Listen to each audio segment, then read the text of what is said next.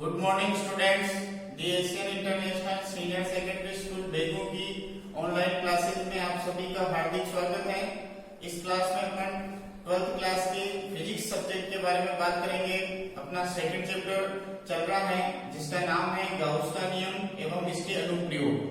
पिछले वीडियो में अपन ने विद्युत फ्लक्स, गाउस का नियम, गाउस के नियम की उत्पत्ति और उसका एक एप्लीकेशन कर लिया था। जो लास्ट एप्लीकेशन अपन ने किया था वो था अनंत लंबाई का एक रेखीय आवेशित तार है, उसके कारण विद्युत क्षेत्र की तीव्रता। थोड़ा रिपीट कर देता हूं मैं। एक अनंत लंबाई का अपन ने तार लिया था इस तरीके से, और इस पर अपन ने 3 पृष्ठ लिए थे। बीच में एक O बिंदु लिया और वहां एक S1 पृष्ठ माना, और उससे ठीक दूरी, कुछ दूरी पर ऊपर और नीचे 2 पृष्ठ और लिए थे। जैसे एक S2 पृष्ठ था और एक S3 पृष्ठ था। ये समान दूरी पर थे, ऊपर और नीचे S3। ये जो टोटल लंबाई थी इसको अपन ने L माना था, और इसके कारण इस O बिंदु से R दूरी पर एक P पॉइंट था। इस P बिंदु पर विद्युत क्षेत्र की तीव्रता अपने को निकालनी थी। तो अपन ने S2 के कारण विद्युत क्षेत्र की तीव्रता इस तरीके से बताई, S3 के कारण विद्युत क्षेत्र की तीव्रता इस तरीके से बताई। चूंकि ये अलग अलग दिशाओं में थी इसलिए अपन ने S2 और S3 के कारण विद्युत क्षेत्र की तीव्रताओं को घटकों में विभाजित किया था, और उसके क्षैतिज घटक जो थे वो एक ही दिशा में थे, लेकिन लंबवत घटक जो थे, ऊर्ध्वाधर घटक, वो एक दूसरे के अपोजिट डायरेक्शन में थे। जो ये वाला भाग जो थे एक दूसरे के प्रभाव को क्या करते हैं, निरस्त कर दिया था इन्होंने। और जो क्षैतिज घटक था जो x एक्स के अकॉर्डिंग था, जो इस तार की लंबवत दिशा में था, उसके कारण विद्युत क्षेत्र की अपन ने तीव्रता निकाली थी।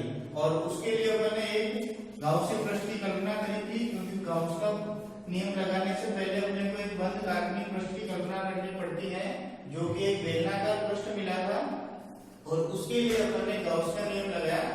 और गाउस के नियम को भी 3 भागों में अपन ने बांटा था, विभाजित किया था।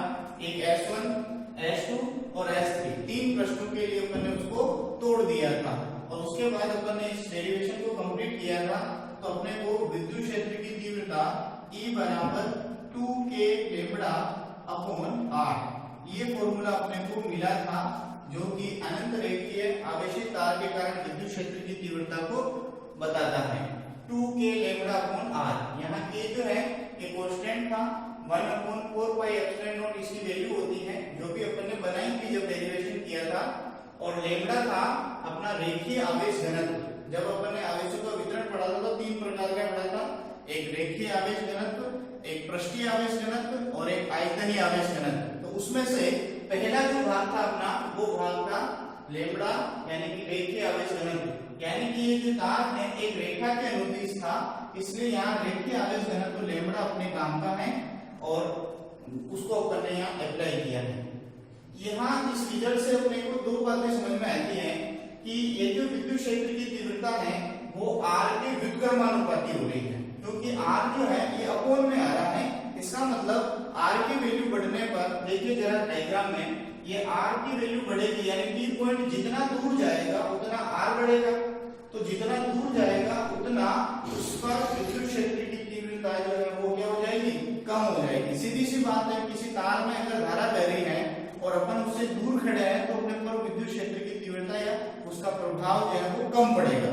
अगर अपन तार के पास आ जाते हैं, ठीक है, तो वो तार जो अपने को अपनी ओर खींचेगा या दूर फेंकेगा, यानी उसका प्रभाव ज्यादा रहेगा। यानी कि विद्युत क्षेत्र की तीव्रता तार के पास में ज्यादा होती है और दूर जाने पर कम हो जाती है। ये अपने को रिजल्ट बता रहा है कि R जो है ये व्युत्क्रमानुपाती के रूप में होता है E के साथ, ठीक है। दूसरा जो ये लैम्ब्डा है, रेखीय आवेश घनत्व, ये चीज ये बता रही है कि लैम्ब्डा की वैल्यू बढ़ाते हैं अगर अपन, तो E की वैल्यू भी क्या होगी, बढ़ेगी, क्योंकि ये ऊपर है, गुणात्मक रूप में है। तो लैम्ब्डा बढ़ने पर E जो है वो भी बढ़ेगा। लैम्ब्डा बढ़ने का मतलब क्या होगा कि इस तार में बहने वाली धारा के मान को अपन बढ़ाते हैं। लैम्ब्डा क्या होता है, रेखीय आवेश घनत्व, यानी प्रति एकांक लंबाई में आवेशों की संख्या, बहने वाली धारा, अगर वो बढ़ेगी यानी विद्युत क्षेत्र बढ़ेगा। विद्युत क्षेत्र बढ़ेगा तो यहाँ R दूरी पर जो भी पॉइंट है वहां उसका प्रभाव भी बढ़ जाएगा। यानी कि लैम्ब्डा के तो E की वैल्यू समानुपाती होगी और R के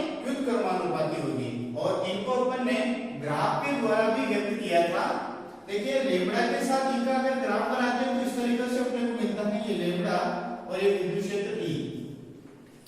तो ये समानुपाती है इसलिए एक सीधी रेखा अपने को मिल जाएगी। जितना लेमड़ा बढ़ाएंगे उसी अनुपात में ई की वैल्यू भी बढ़ेगी। और अगर आर के साथ इसका ग्राफ बनाए अपन तो इस तरीके से अपने को मिलता है, ये मैं लेता हूं आर एक्स के अकॉर्डिंग और ई लेता हूं वाई एक्स के अकॉर्डिंग। तो इससे बनने वाला जो ग्राफ अपने का घटता हुआ मिलेगा, यानी कि जिस अनुपात में अपन आर को बढ़ाएंगे उस अनुपात में ई की वैल्यू क्या हो जाएगी, कम हो जाएगी। इस तरीके से अपन ने ग्राफ भी बना लिए थे दोनों ग्राफ, और अपना पहला जो इसका एप्लीकेशन है वो कंप्लीट हो चुका था। आज का अपना जो टॉपिक है इस गाउस के नियम का सेकंड एप्लीकेशन के बारे में अपन बातचीत करेंगे, वो मैं लेता हूं आपके सामने। आज का अपना टॉपिक है अनंत विस्तार की सेकंड एप्लीकेशन है ये, अनंत विस्तार की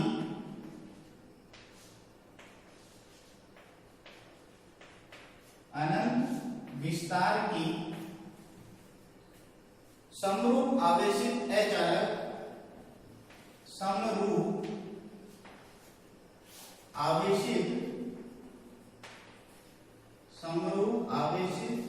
अचालक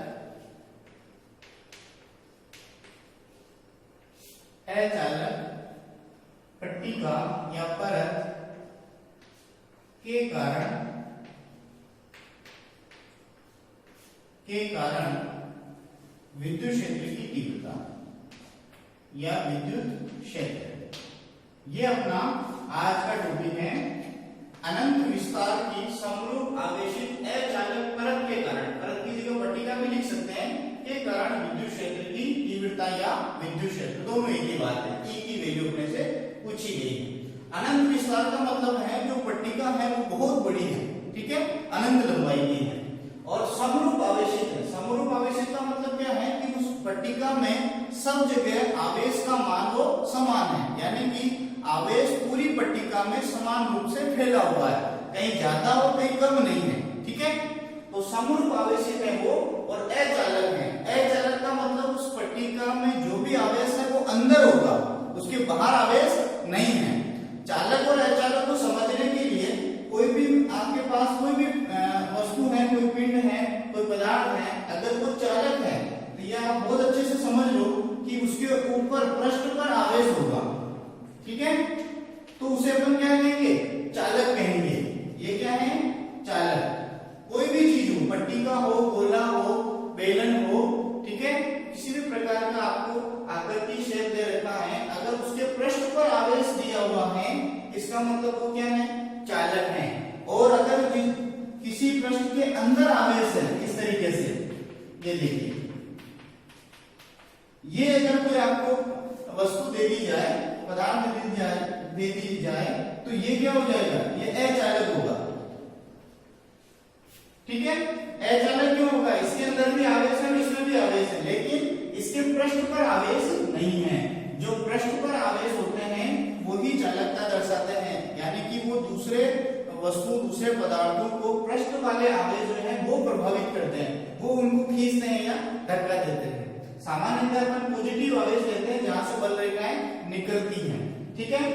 अगर अंदर क्योंकि इस ब्रह्मांड में जो भी वस्तुएं हैं सबके अंदर आवेश है, अंदर तो सब में आवेश है, लेकिन किसी के अंदर नहीं होकर कहीं बाहर आवेश आता है तो फिर वो चालकता दर्शाता है। बाकी हर पदार्थ के अंदर आवेश मिलते हैं, इसलिए इस तरीके का डायग्राम है तो वो अचालक होगा, और इस तरीके का है तो वो चालक होगा। अभी अपने से क्या पूछा है, अचालक परत है, इसका मतलब जो अनंत लंबाई की एक पट्टिका है, परत है, उसके अंदर आवेश है, पृष्ठ पर आवेश नहीं है, उसके कारण अपने को विद्युत क्षेत्र की तीव्रता निकालनी है। यानी उस पट्टिका से कुछ दूरी पर अपन एक पी पॉइंट लेंगे और उस पर विद्युत क्षेत्र की तीव्रता अपन फाइंड करेंगे। देखिए वो किस तरीके से होगा, मैं आपके सामने डायग्राम बनाता हूं, क्योंकि वास्तव में तो अनंत विस्तार की समरूप आवेशित पट्टिका है, लेकिन अनंत की नहीं बना सकता मैं यहाँ, तो मैं छोटा सा एक उसके भाग की बात करता हूं। ये एक मैंने पट्टिका बनाई, ठीक है, और ये अचालक है और समरूप है, यानी कि समान रूप से आवेश इसके अंदर फैला हुआ है, ये लीजिए, ठीक है। अब अपने से कह रहे हैं इसके कारण विद्युत क्षेत्र की तीव्रता निकालो। तो जैसे मैं इसके अंदर एक O बिंदु लेता हूं और इस O बिंदु से R दूरी पर एक P पॉइंट लेता हूं। इस P पॉइंट पर मुझे विद्युत क्षेत्र की तीव्रता निकालनी है। तो इसके लिए मैं अभी उस तार वाले में जो काम किया था वही काम करता हूं। यहाँ S1 पृष्ठ मानता हूं और ठीक इसके ऊपर S2 और नीचे S3, ये S2 और S3 पृष्ठों की मैं कल्पना करता हूं और इनके कारण भी इस P पॉइंट पर विद्युत क्षेत्र की तीव्रता निकालने की बात करता हूं। ये S2 के कारण होगा और ये S3 के कारण विद्युत क्षेत्र की तीव्रता होगी। तो यहाँ भी वही कंडीशन बन रही है कि इसके कारण तो सीधी दिशा में है, लेकिन जो ये वाली दिशा है यानी कि S3 और S2 के कारण जो विद्युत क्षेत्र की तीव्रताओं की दिशा होगी वो अलग अलग होगी।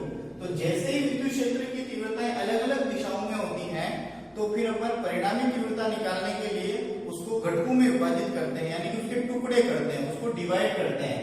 तो S2 पर जो विद्युत क्षेत्र की तीव्रता है उसको अपन घटकों में विभाजित करेंगे। जैसे इसको घटकों में विभाजित करेंगे तो एक घटक होगा क्षैतिज घटक जो इस दिशा में होगा और एक होगा लंबवत घटक यानी ऊर्ध्वाधर घटक जो इस दिशा में होगा और यहाँ क्या बनेगा, थीटा बनेगा। ओके, और ऊपर वाली अगर जो ये S3 पृष्ठ के कारण विद्युत क्षेत्र की तीव्रता है इसको भी मैं घटकों में विभाजित करूं तो एक घटक तो यही होगा जो x अक्ष के अकॉर्डिंग होगा, क्षैतिज घटक होगा, और दूसरा इसके जस्ट अपोजिट होगा यानी कि ऊपर की दिशा में होगा लंबवत घटक कहेंगे जिसको। तो यहाँ भी थीटा जो है वो इस जगह बनेगा। तो इस तरीके से अपना ये डायग्राम बनेगा। तो इसमें भी कुछ विद्युत क्षेत्र की तीव्रता ऊपर और नीचे है, यानी कि ये ऊर्ध्वाधर घटक जो है दोनों एक दूसरे के विपरीत होने से अपने प्रभाव को निरस्त कर देंगे, लेकिन जो क्षैतिज घटक के रूप में अपने को विद्युत क्षेत्र की तीव्रता मिलेगी वही अपने को परिणामी विद्युत क्षेत्र देगा, यानी कि जो अपन निकालना चाह रहे हैं विद्युत क्षेत्र की तीव्रता वो मिलेगी। ठीक है, अब जैसे अपन ने ये डायग्राम बनाया तो अपन अब विद्युत क्षेत्र की तीव्रता निकालते हैं। तो ये गाउस के नियम के अनुप्रयोग है, इसलिए क्या करेंगे, गाउस का नियम लगाएंगे। तो अपन सबसे पहले बात करते हैं कि इस P बिंदु पर विद्युत क्षेत्र की तीव्रता ज्ञात करने के लिए गाउसीय पृष्ठ की कल्पना करेंगे, क्योंकि यहाँ कोई गाउसीय पृष्ठ बन नहीं रहा, बंद पृष्ठ। तो अपन क्या करेंगे, गाउसीय पृष्ठ की कल्पना करेंगे। तो यहाँ लिखता हूं मैं P बिंदु पर विद्युत क्षेत्र की तीव्रता, विद्युत क्षेत्र की तीव्रता ज्ञात करने के लिए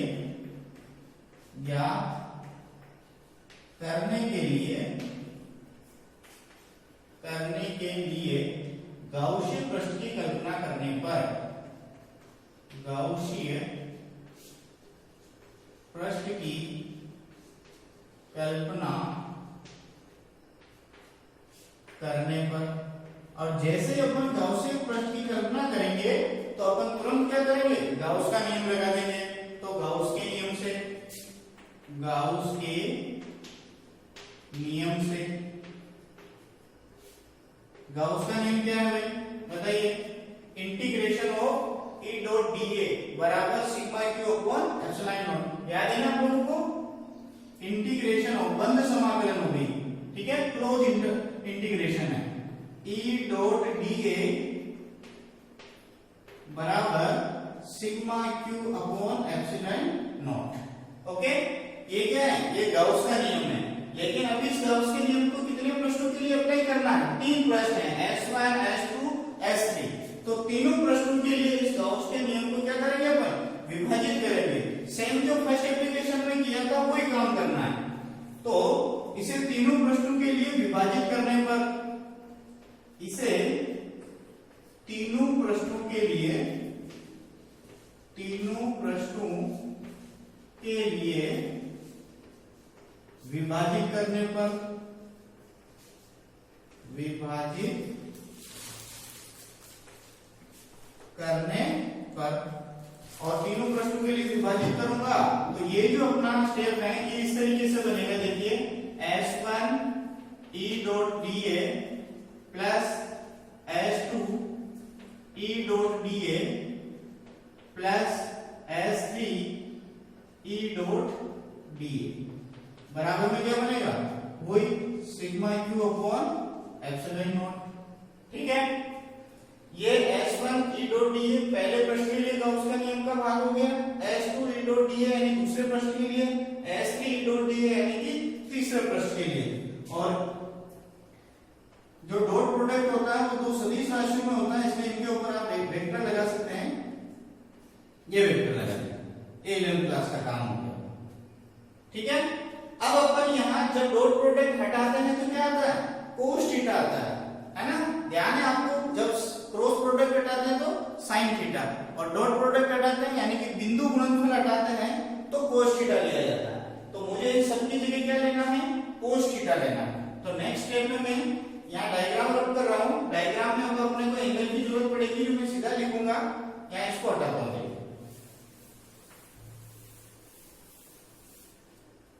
देखिए जैसे मैं इनका डॉट प्रोडक्ट हटाता हूं तो अपने पास इस तरीके से स्टेप बनेगी, integration of S1 E dA cos theta plus integration of S2 E dA cos theta plus integration of S3 E dA cos theta. ठीक है, जो तीनों प्रश्नों के लिए अपन ने गाउस के नियम को विभाजित किया था उसको अपन ने डॉट प्रोडक्ट के रूप में सोल्व कर लिया। इक्वल में क्या बचा अपना, इक्वल में है, यहां लिखा हूं देखिए, sigma Q upon epsilon not. Okay, next अपने को क्या करना है, इनके लिए थीटा की बात करनी है। तो S1 पृष्ठ जो है उसके लिए विद्युत क्षेत्र की तीव्रता E जो होगी वो 0 होगी। E जो है वो 0 क्यों होगा यहाँ पहले पृष्ठ के लिए, तो पहले पृष्ठ जो है वो क्या होगा, उस अचालक पट्टिका के ऊपर होगा। और मैंने कहा आपको कि ये अचालक पट्टिका है, अचालक पट्टिका के अंदर आवेश होता है, उसके पृष्ठ पर आवेश नहीं होगा। इसलिए जब आवेश ही नहीं है तो वहां विद्युत क्षेत्र नहीं हो सकता। तो अपन लिखेंगे S1 पृष्ठ के लिए यहां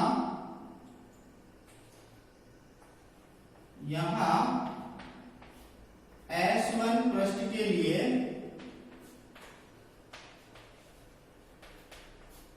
E बराबर 0 तथा E बराबर 0 यानी कि S1 पृष्ठ के लिए विद्युत क्षेत्र की तीव्रता जो होगी वो क्या होगी, 0 होगी। जबकि S2 S3 पृष्ठ के लिए तथा S2 व S3 पृष्ठ के लिए इधर दिख रहा होगा आपको, S2 व S3 पृष्ठ के लिए जो थीटा की वैल्यू होगी, विद्युत क्षेत्र E तो होगा क्योंकि ये उस अचालक परत के अंदर वाला पृष्ठ होगा, तो E की वैल्यू तो होगी, लेकिन इनके लिए थीटा जो है वो 0 डिग्री होगा। तो S2 व S3 पृष्ठ के लिए थीटा बराबर 0 डिग्री होगा। जब अपन ये कंडीशन इसके अंदर अप्लाई करते हैं तो फर्स्ट अपना क्या होगा, E 0 रखेंगे तो पूरा स्टेप क्या हो गया, 0 हो जाएगा, और यहाँ cos 0 और यहाँ भी cos 0 बन जाएगा। देखिए इस तरीके से बनेगा, इंटीग्रेशन ऑफ S1 ये 0 इंटू बनेगा dA cos थीटा, ठीक है, plus integration of S2 E dA cos theta की जगह अब मैं क्या रखूंगा, S2 पृष्ठ और S3 दोनों के लिए 0 करना है, ये 0 हो गया, plus integration of S3 E dA cos 0, theta की जगह फिर से क्या रखना है, 0 डिग्री, ठीक है। बराबर में क्या चल रहा है, sigma Q upon epsilon not. Okay, थोड़ा मैं इधर से ऊपर से रख करता हूं, नोट कर लिया होगा आप लोगों ने। अगर आप नोट नहीं कर पाते हैं तो आप अपने आपका वीडियो चल रहा है आपके पास, आप उसको बैक कर वापस उसको देख सकते हैं आराम से। कोई स्टेप समझ में नहीं आती है, कोई मैं कुछ बोला वो आपको समझ में नहीं आया तो आप उसको बैक कर आराम से देख सकते हैं, ठीक है, घबराने की जरूरत नहीं है। ये मैंने किया है 0 0 दो जगह थीटा की वैल्यू रखी है और वहां E की वैल्यू को क्या कर दिया है, 0 कर दिया है। विद्युत क्षेत्र की तीव्रता वहां E जो है वो 0 है। तो इसको अपन सोल्व करते हैं। तो ई यहाँ ई की वैल्यू 0 होने से पूरा स्टेप 0 से मल्टीप्लाई होगा तो क्या बन जाएगा 0। तो ये बन गया अपना 0 प्लस सेकंड H2 पृष्ठ के लिए बात करूं तो cos 0 डिग्री कितना होता है जानते हैं आप। cos 0 की वैल्यू मैं यहां लिख देता हूं, वैसे आप सबको पता है cos 0 डिग्री कितना होता है 1। अगर cos 90 होता तो क्या होता बताइए जरा। cos 90 होता तो cos 90 डिग्री का मान क्या होता है 0। cos 90 होता तो क्या हो जाता वैल्यू 0 हो जाता। लेकिन अभी क्या है अपने पास, अभी cos 0 है इसलिए इनका मान क्या हो जाएगा 1 हो जाएगा। यानी कि 1 इससे मल्टीप्लाई होगा तो पूरा H2 E dot E dA के रूप में E dA के रूप में मिलेगा और यहाँ भी E dA बचेगा अपना।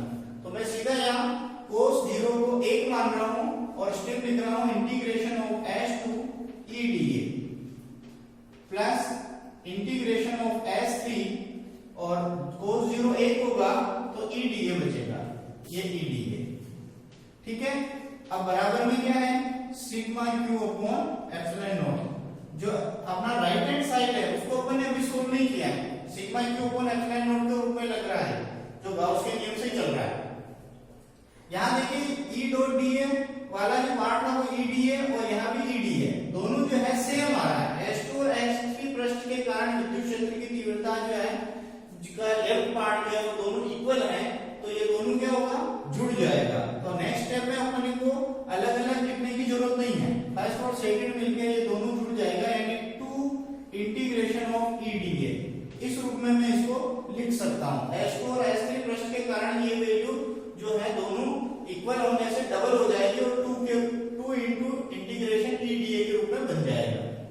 और राइट में अपने पास है sigma Q upon epsilon not. Okay, अब देखिए विद्युत क्षेत्र E की वैल्यू तो अपने को निकालना है, इसका मतलब इंटीग्रेशन किसका होगा dA का इंटीग्रेशन होगा। और इधर सिग्मा क्यू की वैल्यू क्या होगी, देखिए सिग्मा क्यू कहां से आएगा, जैसे फर्स्ट वाले में अपन ने जो किया था सिग्मा क्यू जो लंबाई को अपन ने रेखीय आवेश घनत्व लैम्डा से मल्टीप्लाई किया था, लेकिन अब यहाँ सिग्मा क्यू निकालने के लिए अपने को पृष्ठीय आवेश घनत्व से गुणा करना पड़ेगा, क्योंकि अब एक तार नहीं है, L लंबाई का तार नहीं है, अब अपने पास क्या है आवेशित अचालक परत है, और परत है तो उसकी लंबाई और चौड़ाई होगी, और लंबाई और चौड़ाई होगी इसका मतलब वहां पृष्ठीय आवेश घनत्व होगा, और पृष्ठीय आवेश घनत्व को अपन लिखते हैं सिग्मा से। तो उस रूप में अपने को इसको लिखना पड़ेगा। मैं स्टेप नोट कर रहा हटा रहा हूं, आप इसको नोट कर लीजिए। तो देखिए यहाँ दो मान मैं चेंज कर रहा हूं, एक तो इंटीग्रेशन ऑफ डीए बनेगा, एक स्टेप लिख ही देता हूं 2 इंटू इंटीग्रेशन ई जो है वो कांस्टेंट रूप में बाहर होगा, इंटीग्रेशन होगा डीए का, ये sigma Q upon epsilon not. अब यहाँ दो चेंज कर रहा हूं, देखिए इंटीग्रेशन ऑफ डीए जो है वो क्या बनेगा, तो अभी मैंने एक छोटा सा डायग्राम बनाया था, एक परत बनी थी अचालक पट्टी का, ठीक है। अब वो अचालक पट्टी का क्या है अनंत विस्तार की है, इसलिए मेरे पास उसकी लंबाई और चौड़ाई नहीं है, अगर वो होती तो मैं उसको लिख देता, इसलिए मैं उस पूरे क्षेत्रफल को मानूंगा a। अभी dA का क्षेत्रफल जो होगा इंटीग्रेशन करेंगे तो वो a में चेंज हो जाएगा, यानी कि इंटीग्रेशन ऑफ dA क्या बनेगा a, यानी संपूर्ण पृष्ठ की बात कर रहा हूं मैं। और सिग्मा क्यू क्या बनेगा, तथा सिग्मा क्यू, ये सिग्मा क्यू क्या होगा भाई, ये पृष्ठीय आवेश घनत्व इनटू सिग्मा, उसको लिखेंगे अपन सिग्मा, और क्षेत्रफल क्या है a। इस a क्षेत्रफल को अपन पृष्ठीय आवेश घनत्व से गुणा करेंगे तो सिग्मा क्यू की वैल्यू बनेगी, यानी कि ये बनेगा अपना सिग्मा a। ओके, तो ये कुल आवेश के मान हो जाएगा सिग्मा a के रूप में, यानी पृष्ठीय आवेश घनत्व इनटू क्षेत्रफल, ये टोटल आवेश बनेगा, और इंटीग्रेशन ऑफ डीए जो है वो a के रूप में चेंज हो जाएगा। तो ये दोनों ही मान अपन ऊपर वाली स्टेप में रखता हूं, तो ये बन जाएगा इस तरीके से 2 इंटू ई और डीए की जगह बनेगा a बराबर sigma a upon epsilon not. ठीक है, देखिए a दोनों तरफ आ रहा है, तो ये दोनों तरफ से अपन क्षेत्रफल को कैंसिल कर सकते हैं, इस तरीके से कैंसिल हो गया। और ये 2 जो है e के मल्टीप्लाई में आ रहा है, अगर मैं इसको ट्रांसफर करूंगा तो ये भाग में आ जाएगा, तो ये क्या बन जाएगा e बराबर बन गया अपना 2 नीचे आएगा तो सिग्मा अपॉन 2 एप्सिलॉन नॉट, और ये अपनी विद्युत क्षेत्र की तीव्रता का सूत्र अपने को प्राप्त हो जाता है। यानी अनंत विस्तार की समरूप आवेशित अचालक परत के कारण विद्युत क्षेत्र कितना होगा, वो होगा सिग्मा अपॉन 2 एप्सिलॉन नॉट होगा। देखिए इसमें r का कोई रोल नहीं है, अपना जो डेरिवेशन खत्म हो गया और विद्युत क्षेत्र की तीव्रता E का अपन ने फॉर्मूला निकाल लिया, उसमें r है ही नहीं। इसका मतलब उस पट्टिका से अपन कितना ही दूर P पॉइंट लेवें तो भी उस पर विद्युत क्षेत्र की तीव्रता जो है वो एक जैसी बनी रहेगी, वो नियत बनी रहेगी। अगर उस P पॉइंट को आप पट्टिका के पास लाते हो या उस पट्टिका से उसको दूर रखते हो, कहीं पर भी रखो, उस पर E की वैल्यू जो है वो नियत बनी रहेगी। आप इसका ग्राफ भी बना सकते हैं। देखिए मैं ग्राफ बनाता हूं इसके। ये पूरा अपना जो टॉपिक है वो कंप्लीट हो चुका है। अब मैं लास्ट इसके ग्राफ के बारे में बात करूंगा। यहां बना देता हूं। देखिए दो चीजों का ग्राफ बनेगा, एक E का सिग्मा के साथ यानी पृष्ठीय आवेश घनत्व के साथ क्या संबंध है, और एक E का एप्सिलॉन नॉट R के साथ, जो कि यहाँ R है ही नहीं, उनके दोनों के साथ अपन ग्राफ बनाते हैं। ग्राफ फर्स्ट ले रहा हूं मैं E व सिग्मा में, ठीक है। E व सिग्मा में क्या संबंध है वो अपन इस ग्राफ के माध्यम से समझेंगे। तो अपने को ये पता है कि E y एक्स पर ले रहा हूं और सिग्मा x एक्स पर ले रहा हूं, ये अपना मूल बिंदु हो गया वो, ठीक है। ये x एक्स, ये y एक्स। तो यहां अपन रिजल्ट में देखते हैं कि सिग्मा और E दोनों क्या है, एक दूसरे के समानुपाती हैं। यानी कि E की वैल्यू सिग्मा की वैल्यू बढ़ाएंगे तो E का मान भी बढ़ेगा, यानी कि ये दोनों समानुपाती के रूप में है। तो एक सीधी रेखा अपने को मिलेगी इस तरीके से, ठीक है।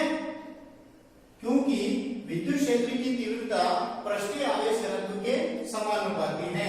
इस रिजल्ट से अपने को क्या मिल रहा है, E समानुपाती सिग्मा, यानी कि विद्युत क्षेत्र की तीव्रता पृष्ठीय आवेश घनत्व के समानुपाती होती है। यानी कि उस पृष्ठ में अगर आप आवेश बढ़ा दो, एकांक क्षेत्रफल पर आवेश की संख्या ज्यादा कर दो, तो विद्युत क्षेत्र की तीव्रता उस P बिंदु पर बढ़ जाएगी, ठीक है। और सेकंड अपना रिजल्ट जो है वो अपने को बताता है इस तरीके से, R के साथ अपन ग्राफ बनाते हैं। देखिए सेकंड ग्राफ होगा E व R में। ये R क्या है, ये R उस चालक पट्टिका से P पॉइंट की दूरी है और E विद्युत क्षेत्र है।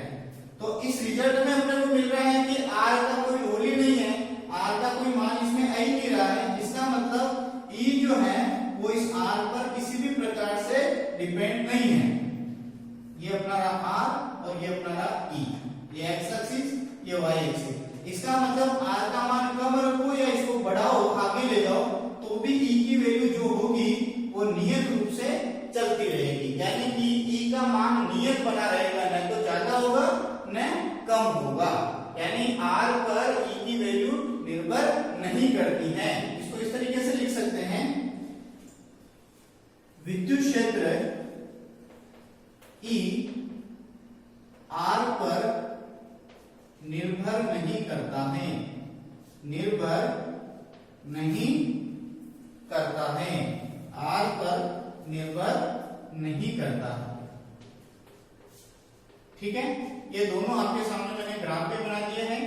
इस रिजल्ट से निकलते हैं दोनों ग्राफ। और अपना जो बोर्ड एग्जाम में क्वेश्चन आता है, कई बार वो इस तरीके से पूछ लिया जाता है कि रिजल्ट दे दिया अपने से कि अनंत विस्तार की समरूप आवेशित अचालक परत के कारण विद्युत क्षेत्र की तीव्रता दूरी पर किस तरीके से निर्भर करती है, सिद्ध कीजिए या बताइए। तो आपको पूरा डेरिवेशन करना पड़ेगा और आपको लास्ट रिजल्ट में ये बताना पड़ेगा कि E बराबर सिग्मा अपॉन 2 एप्सिलॉन नॉट होता है, वहां कोई R नहीं आता है। तो अपन बाद में ये कह सकते हैं कि विद्युत क्षेत्र की तीव्रता R पर निर्भर नहीं करती है। एक लाइन में क्वेश्चन पूछ लिया, सिद्ध करो कि अनंत विस्तार की समरूप आवेशित अचालक परत के कारण विद्युत क्षेत्र की तीव्रता R पर निर्भर नहीं करती है, सिद्ध करो। तो ये सिद्ध करो करते आने पर ये सारा डेरिवेशन अपने को कंप्लीट करना पड़ेगा। ऐसे एक एक लाइन में सीधे सीधे क्वेश्चन आते हैं, जो अपना रिजल्ट है उससे क्वेश्चन बन जाता है और अपना टॉपिक जो है उससे भी क्वेश्चन बन जाता है, सीधा भी। तो दोनों तरीके से आपको अच्छे से याद रखना है और इसको बहुत आराम से आपको समझना है। देखिए एग्जाम में या तो गाउस का नियम आता है या गाउस के नियम के एप्लीकेशन आते हैं। तो 5 एप्लीकेशन है, लास्ट क्लास में अपन ने फर्स्ट एप्लीकेशन किया था और इस क्लास में अपन ने ये सेकंड एप्लीकेशन किया है। तो 2 एप्लीकेशन अपने कंप्लीट हो चुके हैं, 3 और बचे हैं जो अपन आगे एक बाय वन आगे की वीडियो में अपन करेंगे। आज मेरे द्वारा जो आपका ये सेकंड एप्लीकेशन कंप्लीट हुआ है वो मुझे लगता है आपको बहुत अच्छे से समझ में आ गया होगा और आप इसको रिपीट बार बार देखते रहेंगे तो बहुत अच्छे से आप आराम से इसको कर लेंगे। अगर फिर भी आपको इसमें कोई दिक्कत आती है तो आप अपने स्कूल के नंबर दिए हुए हैं, सर के नंबर है ये, आप इस नंबर पर बताएंगे तो मैं आपकी प्रॉब्लम सोल्व आउट करूंगा। आप हमारे इस स्कूल के चैनल को लाइक कीजिए, शेयर कीजिए, सब्सक्राइब कीजिए और नियमित रूप से हमारे साथ बने रहिए तो आपकी पढ़ाई बहुत अच्छे से सुचारू रूप से चलती रहेगी और आपको समझ में भी अच्छा आएगा। अगर आप बीच में कोई वीडियो मिस करते हैं और फिर आप पढ़ते हैं अगला वीडियो तो फिर आपको समझ में नहीं आएगा, क्योंकि पीछे की सारी चीजें आगे की चीजों से, आगे की टॉपिक से कनेक्टेड होती हैं। तो आपको इजी तभी लगेगा, समझ में तभी आएगा जब आप पीछे के सारे वीडियो कंटिन्यूअसली देख रहे होंगे। ठीक है, आप बहुत अच्छे से आप लगातार हमारे साथ बने रहिए और अच्छी पढ़ाई कीजिए। बहुत बहुत धन्यवाद।